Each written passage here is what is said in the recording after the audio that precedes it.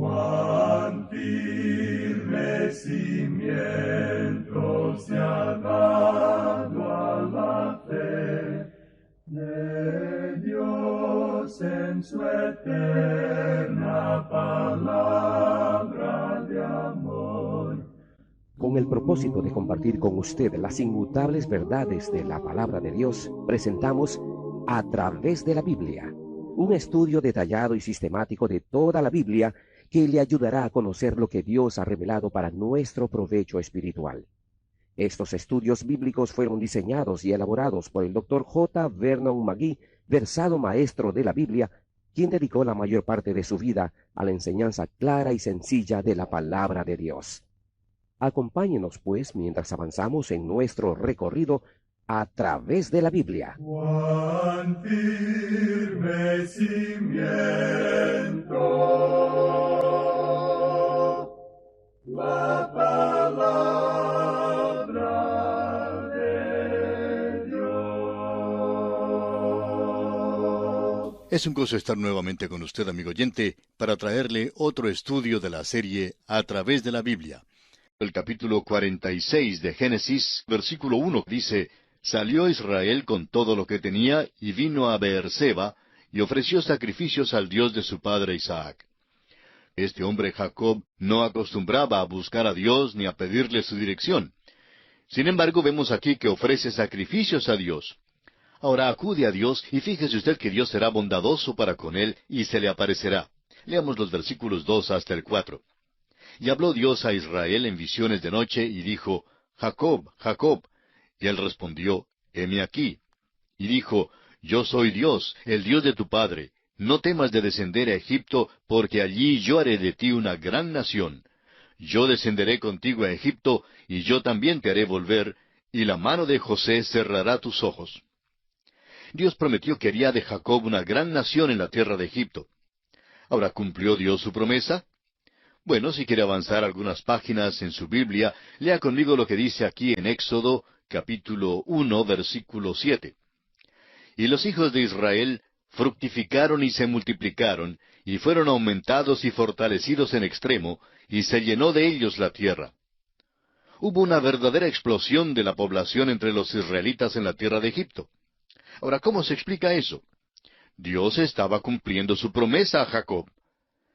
Pasemos ahora al versículo 5 y leamos hasta el 7 de este capítulo 46 de Génesis. Y se levantó Jacob de Beerseba, y tomaron los hijos de Israel a su padre Jacob, y a sus niños y a sus mujeres, en los carros que Faraón había enviado para llevarlo.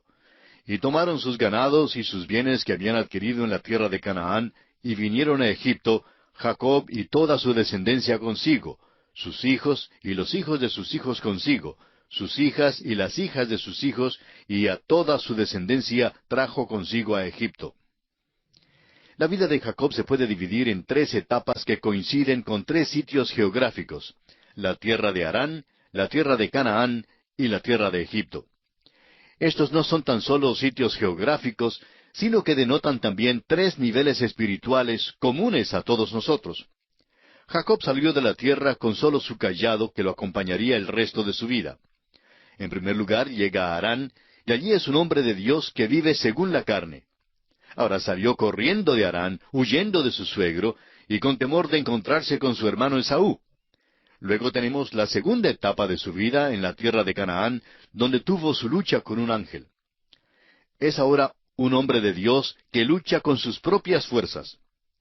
Ahora va a Egipto y no necesita caminar o correr, desciende en carros, apoyándose sobre su cayado, y ahora sí camina por fe. Aunque José es sobresaliente en esta sección del Génesis, cerciórese usted de anotar las evidencias del hombre espiritual de fe en la vida de Jacob. Jacob llega al fin a ser el tipo de hombre que Dios quería que fuera. Solo Dios puede hacer este tipo de hombre. Permítanos declararlo de nuevo. La vida de Jacob en Harán representa al hombre de Dios que vive en la carne. La vida de Jacob en la tierra de Canaán representa al hombre de Dios que lucha por sus propias fuerzas. Y la vida de Jacob en Egipto representa al hombre de Dios que ahora sí camina por fe. Creemos que esto es también verdad en cuanto a muchos de nosotros hoy en día. Hubo aquel tiempo en nuestras vidas cuando primero conocimos al Evangelio, la palabra de Dios, y confiamos en Cristo. Luego vino aquel período de lucha cuando pensamos que nos era posible vivir nuestra vida espiritual por nuestras propias fuerzas. Tal vez ese período duró años. Luego vino el tiempo en que crecimos en la gracia y en el conocimiento de nuestro Señor Jesucristo. Amigo oyente, no se desanime. Recuerde que pasaron años antes de que Dios perfeccionara a Jacob. Un diamante no se labra de la noche a la mañana. Notemos en los versículos 5 al 7 que se nos dice que Jacob descendió a Egipto con todo lo que tenía. Ahora, ¿por qué si es que iba solo para una visita? Bueno, porque había hambre en la tierra. Llevó sus posesiones, sus hijos y también sus nietos, y creemos que había también bisnietos. Y así llegamos ahora a la lista de todos los que descendieron con él. Es muy importante porque esta es la genealogía que conducirá hasta Jesucristo mismo y que continuará en el resto de la Biblia. Pero siento que es tan fastidioso leer tantos nombres, no vamos a leer toda la genealogía.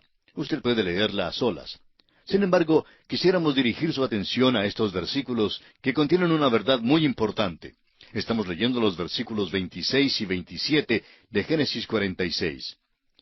Todas las personas que vinieron con Jacob a Egipto, procedentes de sus lomos, sin las mujeres de los hijos de Jacob, todas las personas fueron 66. Y los hijos de José que le nacieron en Egipto, 2 personas.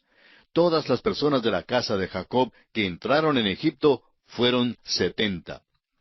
Había 70 personas que descendieron a Egipto. Por supuesto, José y su familia ya estaban allí esperándoles, y 66 viajaron desde Canaán. Todos eran descendientes de Jacob, y en esta genealogía todos se mencionan por nombre. ¿Por qué están todas estas listas de nombres en las Sagradas Escrituras? ¿Es que Dios no tiene informaciones más importantes que estas para darnos? Amigo oyente, la verdad es que no hay nada más importante que nuestro Señor Jesucristo, y esta es la genealogía que conduce a Él. Encontraremos que algunos de estos nombres están en la genealogía que es dada en Mateo el capítulo 1, en el principio del Nuevo Testamento. De nuevo, veremos algunos de estos nombres también en la genealogía que nos da Lucas en el capítulo 3. Por eso, estas listas de nombres son importantes. Además, hay otra razón, y esta es muy personal. ¿Ha oído usted alguna vez hablar del libro de la vida del Cordero? ¿Está su nombre escrito en aquel libro? Está escrito allí si es que usted ha aceptado personalmente a Jesucristo por la fe como su todo suficiente Salvador. Y es que, amigo oyente, usted está en la línea de Adán. Todos estamos en esa línea. Llegamos a esa línea por el simple hecho de nacer. Pero llegamos a la línea de Jesucristo también por nacer, pero por el nuevo nacimiento. Se efectúa al recibir a Cristo como nuestro Salvador personal. Al recibirlo, llegamos a ser hijos de Dios. Esto es lo que nos dice el apóstol Juan en su Evangelio capítulo 1, versículos 11 y 12. A lo suyo vino, y los suyos no le recibieron. Mas a todos los que le recibieron, a los que creen en su nombre, les dio potestad de ser hechos hijos de Dios. ¿Cuánta importancia tiene usted? Bueno, aquí hay una indicación de la importancia de cada individuo.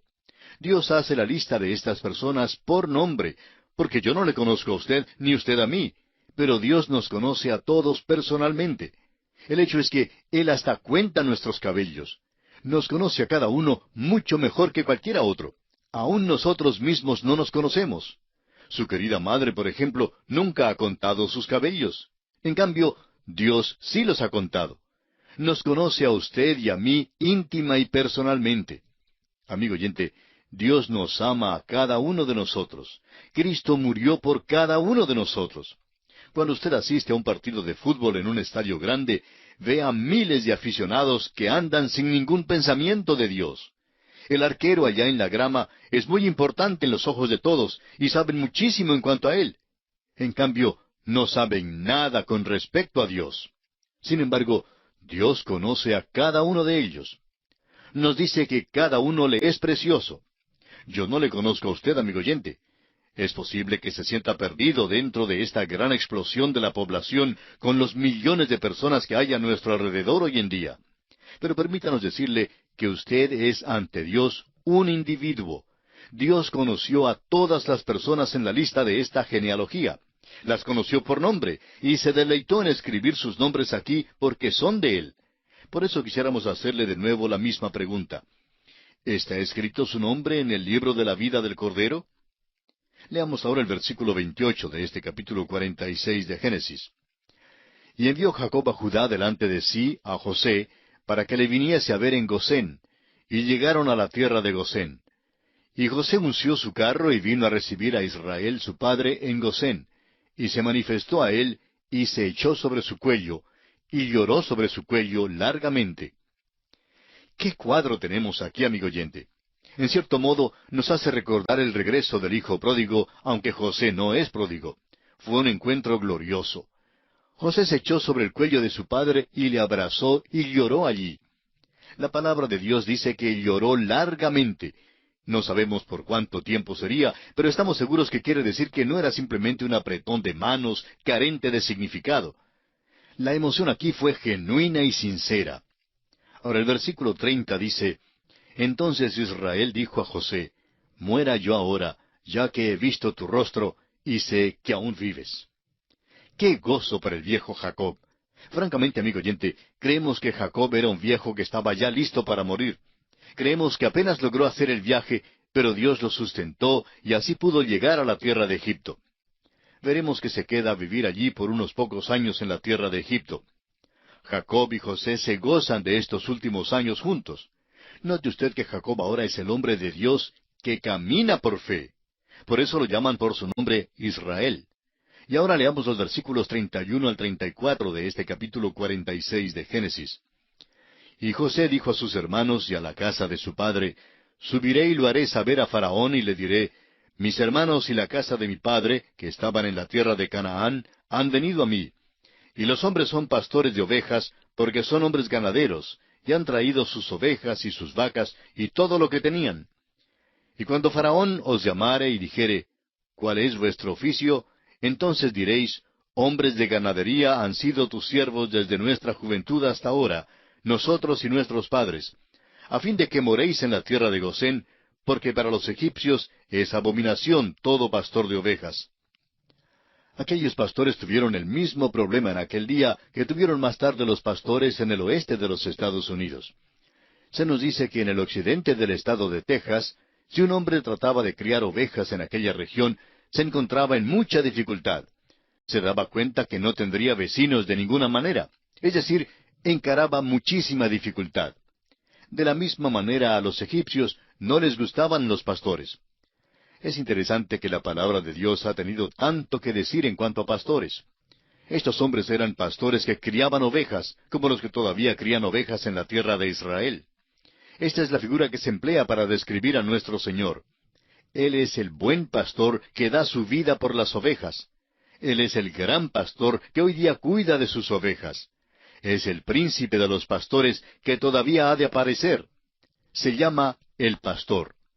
El pastor todavía es abominación al mundo, y todavía el buen pastor no es recibido, ni aún hoy en día. Los que se han apartado de la palabra de Dios han inventado a un Jesús que, aunque es aceptado por el mundo, ni siquiera se parece al Cristo de la Biblia. El Señor Jesús, como verdaderamente es, el Señor Jesús de la Biblia, todavía es rechazado hoy en día. El Jesús que han inventado aquellos que se han apartado de las enseñanzas de Dios es un hombre que nunca vivió. Declaran que no hubo un nacimiento virginal, ni que hizo milagros, ni que murió por los pecados del mundo, ni que fue levantado de la muerte. Amigo oyente, no hay documento alguno sobre un tal Jesús.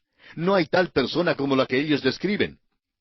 El verdadero pastor es aquel que murió por los pecados del mundo. Fue nacido de una virgen e hizo milagros. Resucitó corporalmente del sepulcro. Aquel es el pastor que al mundo no le gusta. Ese es el pastor que el mundo no acepta. Pero ese es el pastor que la Biblia presenta como el único al cual deben seguir las ovejas.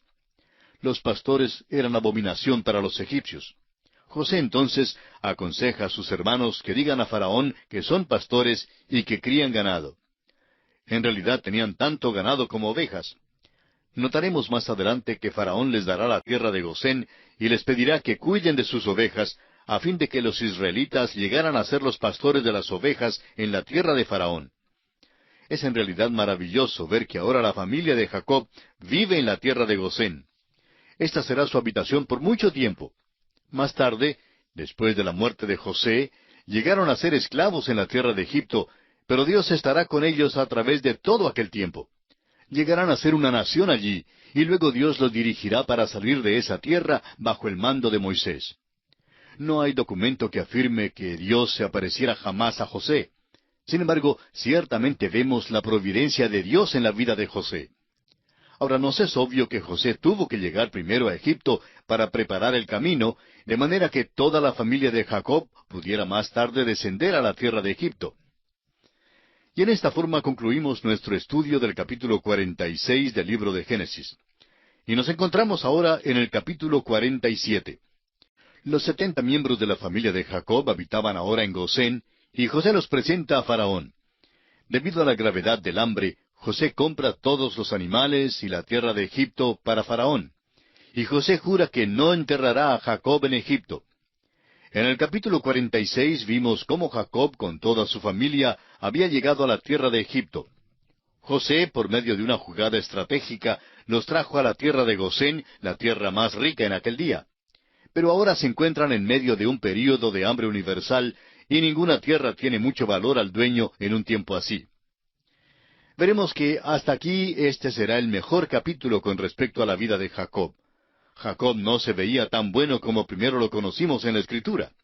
El hecho es que realmente no había vivido la vida de fe, sino hasta cuando llegó a Egipto. Creemos que este capítulo, más que cualquier otro, revelará esto. El hambre ha llegado ahora a ser más intensa y mucho peor. Las gentes de todo el mundo estaban bajo los efectos del hambre, pero Canaán y Egipto son las únicas tierras mencionadas, porque son las tierras que tienen que ver con el desarrollo de la historia que se nos relata aquí. Leamos el primer versículo del capítulo 47 de Génesis. Vino José y lo hizo saber a Faraón y dijo, Mi padre y mis hermanos y sus ovejas y sus vacas, con todo lo que tienen, han venido de la tierra de Canaán, y he aquí están en la tierra de Gosén. José vino al palacio a presentar a su padre y a los hermanos al faraón de Egipto, pero primero los instala en la tierra de Gosén antes de pedir un lugar para ellos. Se puede ver la estrategia de José en esto. Si ya estuvieran viviendo allí, pues Faraón estaría más inclinado a darles esa tierra. Después de todo, ya se habían mudado a las casas y habían desempaquetado sus posesiones.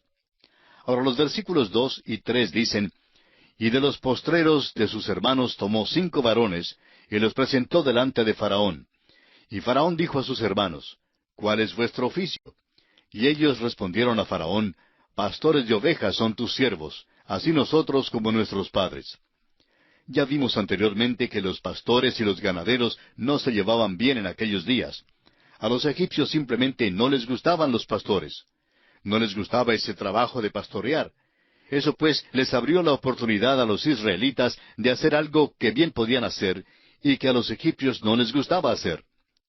Y ahora los versículos 4 al 6 dicen, Dijeron además a Faraón, Para morar en esta tierra hemos venido, porque no hay pasto para las ovejas de tus siervos, pues el hambre es grave en la tierra de Canaán. Por tanto, te rogamos ahora que permitas que habiten tus siervos en la tierra de Gosén. Entonces Faraón habló a José diciendo, Tu padre y tus hermanos han venido a ti. La tierra de Egipto delante de ti está. En lo mejor de la tierra haz habitar a tu padre y a tus hermanos. Habiten en la tierra de Gosén. Y si entiendes que hay entre ellos hombres capaces, ponlos por mayorales del ganado mío. Siendo que el oficio de pastor no era muy popular entre los egipcios, a Faraón le faltaba alguien que cuidara de su ganado. Sabemos que el hambre era grave en la tierra de Canaán y en todo el mundo, y ahora también es tan seria que afecta aún a la tierra misma de Egipto. Egipto dependía de las inundaciones del río Nilo cada año. Cuando no había inundaciones del Nilo, Egipto sufría. Pero antes del tiempo de crisis, José ya tenía los depósitos de grano que había recogido. Ahora José presenta a su padre al faraón, y esto es algo muy notable. Fijémonos que Jacob se ve ahora mejor que nunca, mejor que lo que lo hemos visto durante todo nuestro estudio de su vida. Leamos el versículo 7. También José introdujo a Jacob su padre, y lo presentó delante de Faraón. Y Jacob bendijo a Faraón.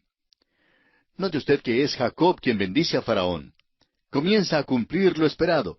Ahora es un testimonio para Dios. Y aquí, como siempre, es el menor quien es bendecido por el mayor. Jacob, pues, bendice a Faraón como testimonio para Dios. Leamos los versículos 8 y 9. Y dijo Faraón a Jacob, ¿cuántos son los días de los años de tu vida? Y Jacob respondió a Faraón, los días de los años de mi peregrinación son 130 años. Pocos y malos han sido los días de los años de mi vida, y no han llegado a los días de los años de la vida de mis padres en los días de su peregrinación. Si este hubiera sido el Jacob viejo, haciendo valer su naturaleza carnal que tenía en el principio, esto hubiera sido un buen lugar para jactarse. Pudiera haber dicho que tenía 130 años y que realmente había visto ya muchas cosas. Pudiera haberle contado a Faraón cómo es que había engañado a su hermano Esaú, y cómo acumuló gran riqueza en la tierra de Harán, y cómo por fin hizo un convenio con su suegro. Luego pudiera haber dicho algo sobre su encuentro con Esaú. Pudiera haberle contado muchísimo acerca de sus 12 hijos. Pero note usted cómo ha cambiado este hombre Jacob. Dice que tiene 130 años y que su vida realmente no tiene nada de qué se pueda jactar. Pocos y malos han sido los días de mi vida, dice. No se jacta de haber engañado a su padre. En lugar de eso, dice que no se iguala a sus padres. Él dice, no han llegado a los días de los años de mis padres en los días de su peregrinación.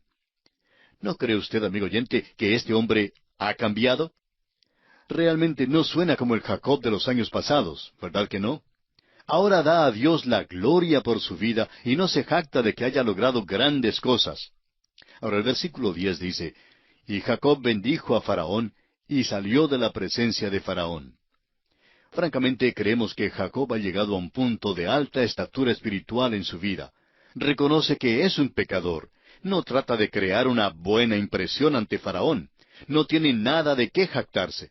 Reconoce que ha sido salvado por la gracia de Dios. Y por ello no se jacta.